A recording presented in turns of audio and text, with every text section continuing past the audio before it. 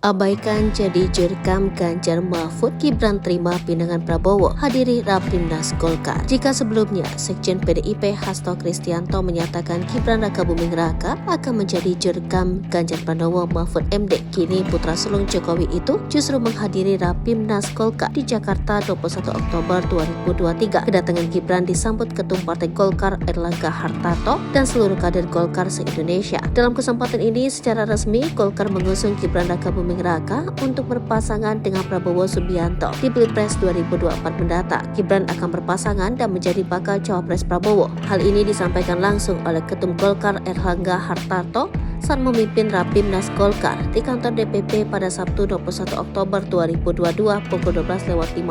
Menurut dia, hasil ini berdasarkan keputusan rapat dan barusan diputuskan yang sebenarnya diserahkan kepada seluruh kader Partai Golkar. Sementara Gibran mengucapkan terima kasih kepada keluarga besar dan juga kepada rekan-rekan media yang hadir. Sebelumnya Gibran sudah menyatakan berkoordinasi dengan Ketum PDIP Puan Maharani terkait hal ini. Dia juga sudah bertemu pula dengan AHY, Ketum Partai Demokrat, Ketum PAN Zulhas dan Ketum Gerindra Prabowo Subianto. Gibran memang tidak hadir saat Megawati hadir di peresmian kantor DPC Solo. Puncaknya Wali Kota Solo ini juga tidak hadir saat PDIP mengumumkan calon Wakil Presiden Mahfud MD yang akan berpasangan dengan Ganjar Pranowo.